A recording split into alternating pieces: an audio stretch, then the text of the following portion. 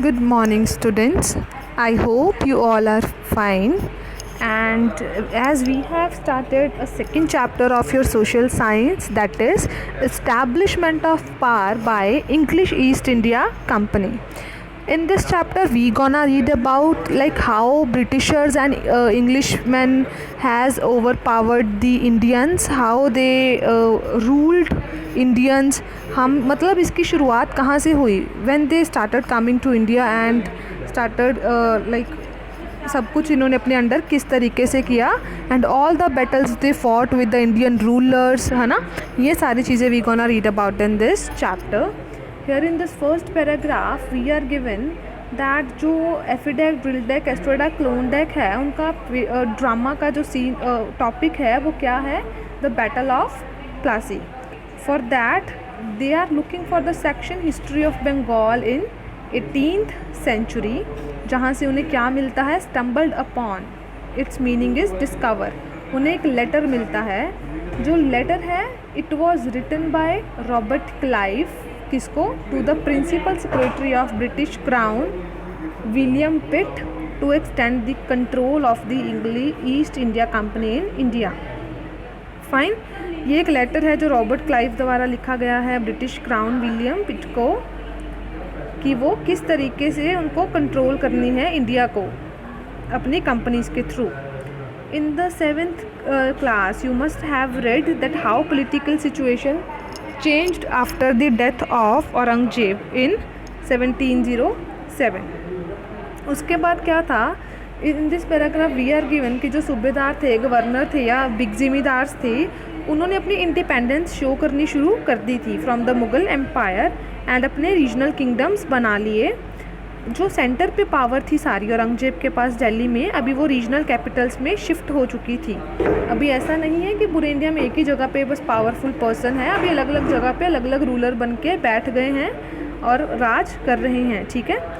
इसी बीच में क्या हुआ? Foreign power came to India as a traders. ठीक है. जो इंग्लिश लोग थे वो इंडिया में आए किस पर्पस से? ट्रेडिंग के पर्पस से. So what prompted them to capture vast territories and wild political power in India. तो किस चीज़ ने उनको वो किया कि वो इंडिया की जो टेरिटरीज है उसको कैप्चर कर लें, अपने अंडर ले लें और पॉलिटिकल पावर को अपने हाथों में ले लें. ठीक है. Now we will see struggle of English East India Company EEIC with other trading companies. अभी हम ही उनका स्ट्रगल पढ़ेंगे. During the 15th and 16th centuries जो यूरोपियन थे उन्होंने काफ़ी रूट्स डिस्कवर, नए नए ट्रेड रूट्स डिस्कवर किए इंडिया की तरफ through the Cape of Good Hope in Africa.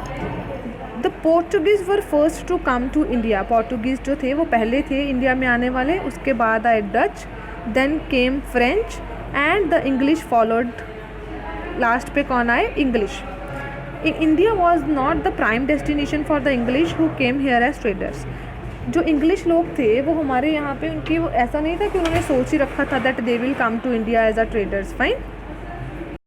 जो इंग्लिश थे वो जो अपनी फैक्ट्री है 1600 में लगा चुके थे, लेकिन उनको एक चार्टर मिला. Charter, if you can see this at this charter क्या है? एक रिटन कॉन्स्टिट्यूशन जिसके ऊपर एक ऑर्गेनाइजेशन का फंक्शन लिखा हुआ है कि आप कैसे करोगे, कहाँ जाओगे, क्या क्या लगाओगे, क्या काम करने की आपको अथॉरिटी है.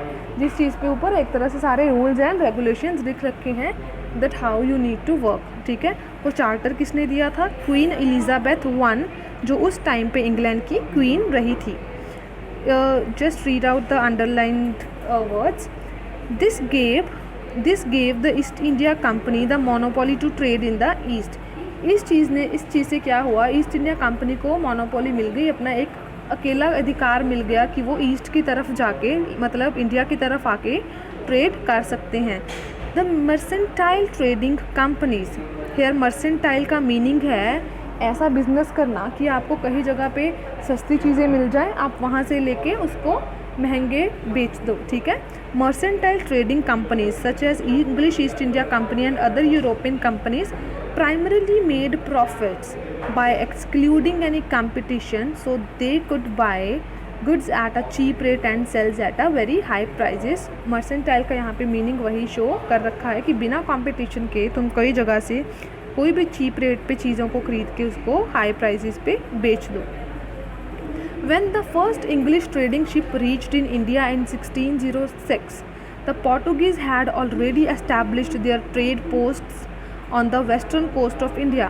जब इंग्लिश का फर्स्ट शिप आया इंडिया में, कब आया था वो? 1606 में। उससे पहले ही पोर्टुगीज़ इंडिया में ट्रेडिंग कर रहा था। किस तरफ? वेस्टर्न कोस्ट की तरफ, ठीक है, with the base at Goa. उसके बाद क्या हुआ था? The Dutch East India Company also joined this lucrative trade. Lucrative मतलब profitable trade. Then French followed the Dutch. उसके बाद फ्रेंच आए थे। By the end of 17th century all the European trading companies had their presence in the Indian market. 17th century के last तक क्या हुआ? सारी जो यूरोपियन ट्रेडिंग कंपनीज थी वो इंडिया में आ चुकी थी। But why did they find Indian markets lucrative all of sudden? उनको एकदम से कैसे इंडियन मार्केट्स इतनी ज़्यादा प्रॉफिटेबल लगनी शुरू हो गई? ठीक है, अभी you see the underlined line.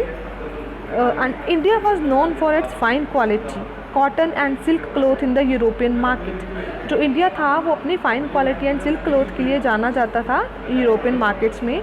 It also produced spices भी थे, हम उगाते थे, जैसे pepper, clove, cardamom, cinnamon, which were in great demand in European markets.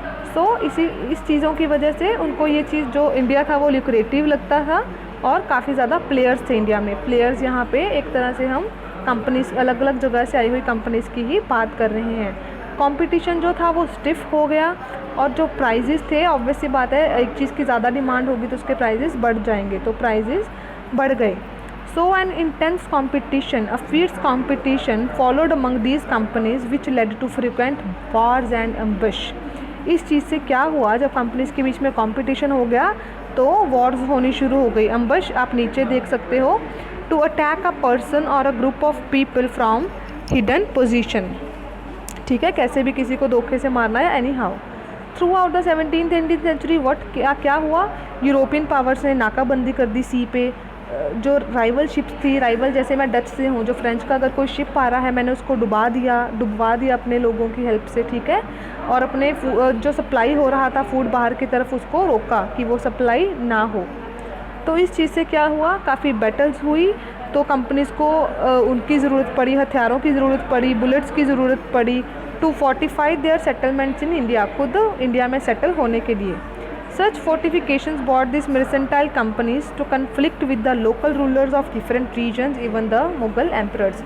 ऐसी चीज़ों से क्या हुआ? उनकी जो प्रॉब्लम थी वो लोकल रूलर्स के साथ भी बढ़नी शुरू हो गई, ठीक है, चाहे वो मुग़ल रूलर्स ही थे।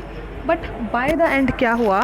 सिर्फ इंग्लिश ही थे जो लास्ट पे आए थे। इंग्लिश ईस्ट इंडिया कंपनी ही थी जो यहाँ पे होल्ड रख पाई और जो पावर्स थी, पॉलिटिकल सिचुएशन थी इंडिया को, उसको पावर ओवर कर पाई।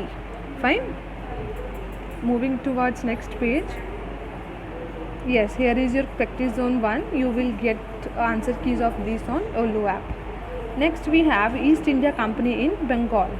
फर्स्ट हम बात करेंगे east India company in Bengal. जो ईस्ट इंडिया कंपनी थी वो इंडिया में आई 1606 में, ठीक है। उन्होंने क्या किया? उन्होंने हमसे ट्रेडिंग राइट्स की परमिशन ली। सो इन 1612 में क्या हुआ? जब मुग़ल एम्परर जहांगीर का राज था, उन्होंने थ्रू एक ऑर्डर अपनी फैक्ट्री कहाँ पे सेटअप कर ली? सूरत में। 1615 में फिर क्या हुआ? सर जेम्स रॉय आए, जो एम्बेसडर था king James one of England का। उसने भी मुग़ल की परमिशन से इंडिया में हर जगह फैक्ट्री लगाने की परमिशन ले ली। इस वजह से क्या हुआ? पोर्टुगीज़ जो वेस्टर्न कोस्ट की तरफ डोमिनेट कर रहे थे, उन्होंने इंग्लिश को काफ़ी बार डिफीट किया। तो उन्होंने इंग्लिश ने क्या सोचा कि हम वेस्टर्न की तरफ नहीं, इंडिया ईस्ट की तरफ फोकस करेंगे, इंडियन कोस्ट की तरफ फोकस करेंगे। तो उन्होंने क्या किया? अपनी फैक्ट्री को कहाँ लगाया? बंगाल में, on the banks of river Hooghly river के बैंक पे इन 1651। फाइन। देन उसके बाद क्या हुआ? After setting up base near Hooghly river, just read out the underlined line. Hooghly river के बाद सेटअप करने के बाद उन्होंने अपना ट्रेड को बढ़ा लिया और भी मर्चेंट्स को ले आए, ट्रेडर्स को ले आए कि और फैक्ट्री सेटअप हो। By 1696 they started building up a fort, उन्होंने फोर्ट बिल्डअप करना शुरू कर दिया 1696 तक। फोर्ट का नेम क्या है? Fort William. They bribed the officials of the Mughal governor of Bengal, उन्होंने क्या किया? रिश्वत दे के मुगल गवर्नर को ज़मींदारी राइट्स ले लिए। ज़मींदारी राइट्स का मीनिंग है लैंड के ऊपर टैक्स को कलेक्ट करना। कौन से विलेजेस को उन्होंने अपने अंडर ले लिया ज़मींदारी राइट्स में? सुल्तानुती, कलिकटा एंड गोबिंदपुर। उसमें से जो कलिकटा था वो एक इम्पीरियल सिटी बन के बाहर आया, कैलकटा, ब्रिटिश के टाइम पे, और आज हम उसको क्या बोलते हैं? Metropolitan city Kolkata. ठीक है। ऐसे ही 1717 में क्या हुआ? उन्होंने खुद परमिशन ले ली कि हम जो ड्यूटी करेंगे दैट ट्रेडिंग के लिए ड्यूटी फ्री होगी बंगाल में। ठीक है। फॉर जस्ट 3000 एनुअल पेमेंट, सिर्फ वो एनुअल पेमेंट 3000 ही देंगे।